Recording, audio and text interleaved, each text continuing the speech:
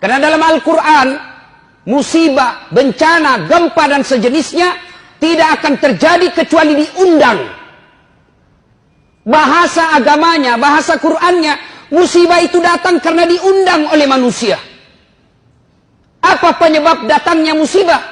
Saya tidak bahas melalui ilmu teknologi, tapi saya mencoba memperjelaskannya dari Al-Quran sebagai sumber ilmu pengetahuan umat Islam. Ini tidak ada hubungan dengan geologi. Ini hanya pedoman buat orang beriman. Kalau Bapak percaya berarti Bapak termasuk orang beriman. Kalau Bapak bilang tidak ada hubungannya berarti Bapak pura-pura beriman. Apa landasannya? Silahkan buka Al-Quran, surah Al-Imran ayat 112.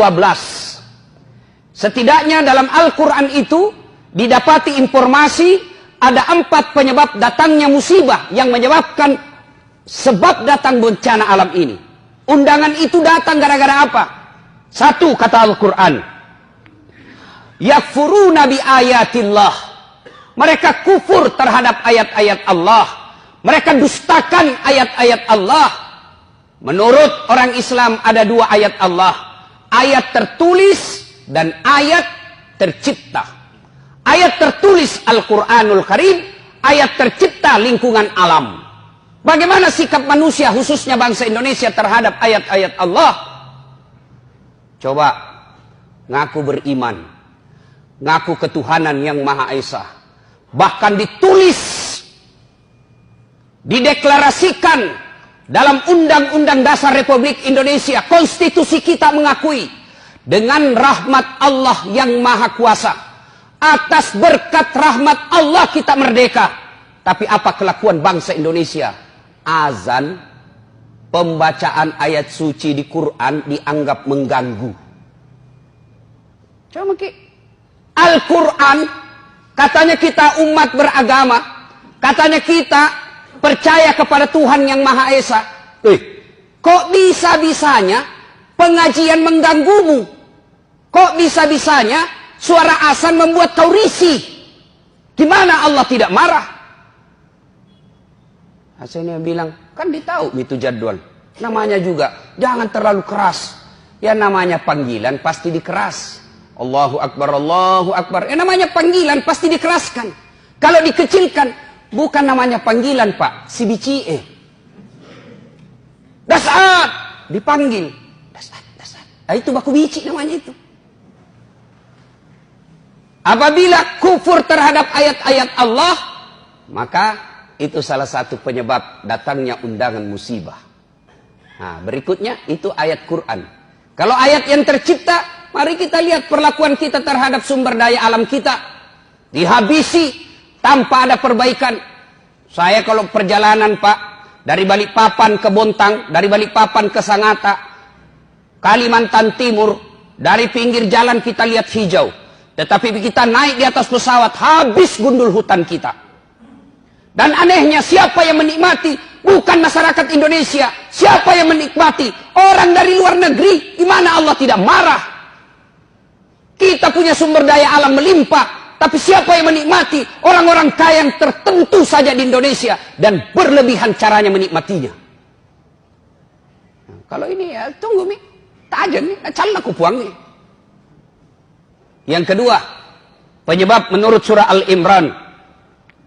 Wa yaqtuluna anbiya'i bighairi haq. Mereka membunuh nabi secara tidak hak. Nah, bila mahasiswaku di Unhas, bagaimana caranya membunuh nabi Ustaz? Nah, tidak ada nabi. Secara fisik kita tidak akan membunuh nabi lagi sekarang. Tapi apa cara kita membunuh nabi? Sunnah-sunnahnya kita bunuh. Sunnah-sunnahnya kita injak. Mana sunnah-sunnah nabi? Ayo kita lihat saja. Pengantin. Jelas-jelas Nabi menjelaskan, kau makan dan minum duduk, karena makan dan minum berdiri adalah cara seperti setan. Tapi apa yang terjadi di tengah-tengah kita? Gedungnya Islamic Center, pengantinnya bapaknya haji dua-duanya, turut mengundang alim ulama. Tapi apa yang terjadi ketika pesta pengantin? Standing party. Dan kita bangga dengan itu. Pantas sunnah-sunnah Nabi kita injak-injak. Masih berkaitan dengan pengantin. Ini riolo ugi mangka saya masiri kiko anak tak si bawa rani. Malu kita kalau anak kita belum menikah sama laki-laki. Tapi apa lihat Pak? Tinggi sekolahnya bapaknya. Profesor doktor bapaknya. Tokoh masyarakat bapaknya. Kita lihat undangan pengantinnya. Belum ijab kabul anaknya sudah baku peluk. Fotonya di undangannya. Jangan dilihat Pak. Yang mengundang tinggi sekolahnya. Tokoh masyarakat. Disegani. Terpopuler di satu kampung. Tapi lihat undangan pengantinnya anaknya. Belum pi ijab kabul sudah baku peluk. Dikasih bodoh-bodoh sama fotografer. Ya, maju-maju kok sedikit.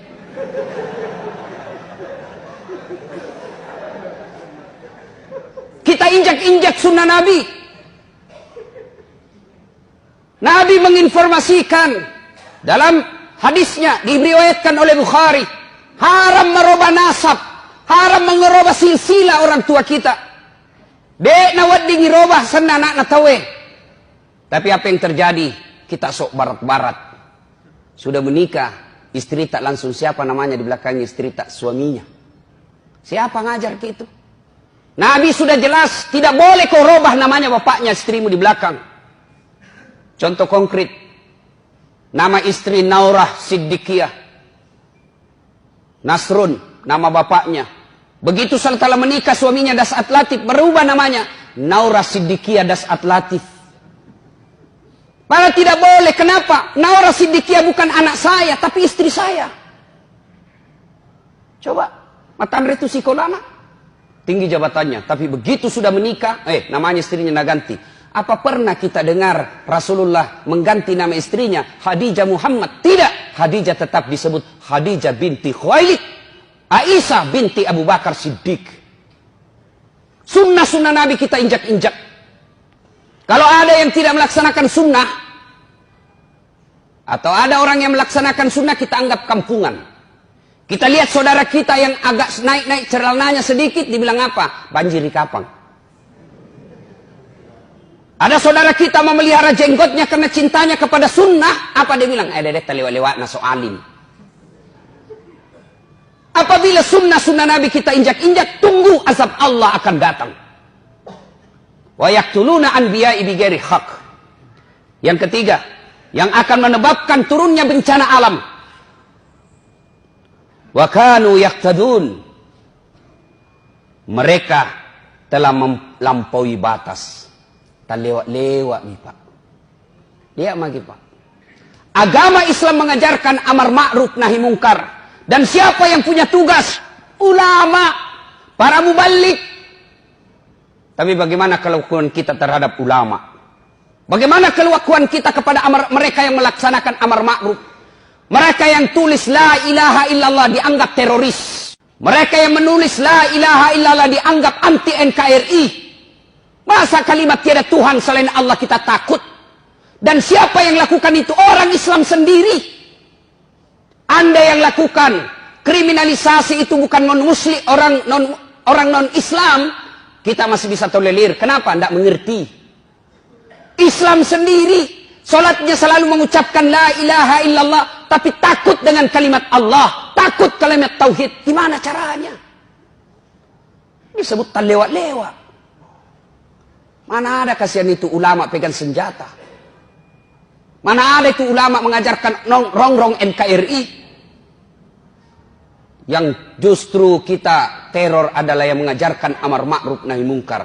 Tapi para koruptor, coba kita lihat kelakuan negara terhadap koruptor. Saudi Arabia, koruptornya pancung, potong tangannya, potong kepalanya. Di Indonesia apa yang terjadi? Koruptor, potong masa tahanan.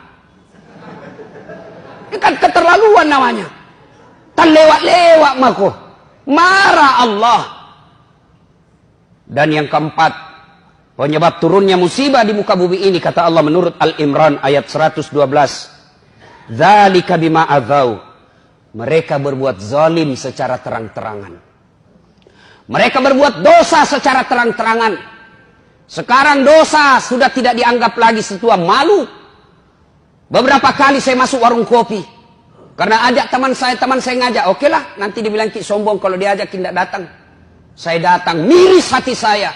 Kok ada Bugis Makassar, budaya kita siri, budaya kita Matandre siri. Kok ada perempuan tidak malu-malunya merokok di depan umum. Yang membuat saya miris, merokok di depan umum karena dia pakai jilbab. Dan itu kita anggap biasa. Kita sudah terlewat-lewat.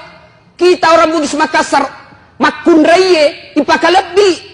Makundraye, Matandre onronna. Tapi kok bisa-bisanya pakai jilbab dengan rapi di depan laki-laki, orang banyak meliriknya, dia santai dan merasa tidak malu merokok di depan umum pakai jilbab.